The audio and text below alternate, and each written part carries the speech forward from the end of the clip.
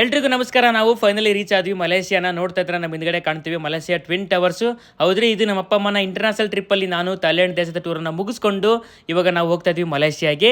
So Thailand ದೇಶದಿಂದ ಮಲೇಷಿಯಾಗೆ ಹೋಗ್ಲಿಕ್ಕೆ ಸುಮಾರು 2 ಗಂಟೆಗಳ ಕಾಲ ವಿಮಾನ ಜರ್ನಿ ಇರುತ್ತೆ. ಸೊ ನಾವು ಬೇಗನೆ ಬಂದು ಏರ್ಪೋರ್ಟ್ಗೆ ರೀಚ್ ಆಗಿ ಚೆಕ್ ಇನ್ ಪ್ರೊಸೆಸ್ ಎಲ್ಲ ಮುಗಿಸ್ಕೊಂಡು ಬೋರ್ಡಿಂಗ್ ಪಾಸ್ ಅನ್ನ ಕಲೆಕ್ಟ್ ಮಾಡ್ಕೊಂಡು ಸೊ ಈಗ ಫ್ಲೈಟ್ ನ ಬೋರ್ಡ್ ಆಗ್ತಾ ಇದೀವಿ. ಫ್ಲೈಟ್ ನ ಬೋರ್ಡ್ ಆಗಿ ಲ್ಯಾಂಡ್ ಆಗ್ತಿದ್ದಂಗೆ ಇಂಡಿಯನ್ ರೆಸ್ಟೋರೆಂಟ್ ಅಲ್ಲಿ ಹೋಗಿ ಊಟ ಮಾಡ್ಕೊಂಡು ನಾವು ಅಲ್ಲಿಂದ ಹೊರಡ್ತೀವಿ ಸಿಟಿ ಕಡೆಗೆ.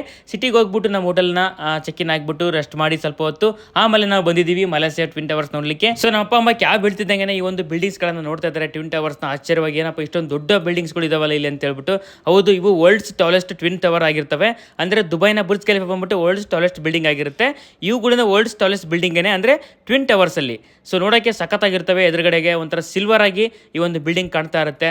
ಸೊ ಅಲ್ಲಂತೂ ನಾವು ಒಂದು ಒಳ್ಳೆ ಫೋಟೋಸ್ನ ವೀಡಿಯೋಸ್ನ ತಗೊಂಡು ಸಖತ್ ಒಂದು ವ್ಯೂನ ಎಂಜಾಯ್ ಮಾಡಿಕೊಂಡು ಅಲ್ಲಿ ಲೋಕಲ್ ಸೈಟ್ ಸೀಯಿಂಗ್ ಎಲ್ಲ ನೋಡಿಕೊಂಡು ಒಂದು ನೈಟ್ ವ್ಯೂ ಕೂಡ ಸಖತ್ತಾಗಿರುತ್ತೆ. ಅದೆಲ್ಲ ನೋಡಿಕೊಂಡು ಎಂಜಾಯ್ ಮಾಡಿಕೊಂಡು ನಾವು ಹೋಟೆಲ್ಗೆ ಬಂದು ಇವತ್ತು ಸ್ಟೇ ಆಗ್ತೀವಿ. ನಾಳೆ ನಾವು ಬೆಳಿಗ್ಗೆ ಬಟು ಕೇವ್ಸ್ಗೆ ಹೋಗ್ತೀವಿ, ಅಂದರೆ ಮುರುಗನ್ ಟೆಂಪಲ್ಗೆ ಹೋಗ್ತಾ ಇದ್ದೀವಿ. ಸೊ ಸಿಗೋಣ ಮುಂದಿನ ವಿಡಿಯೋದಲ್ಲಿ.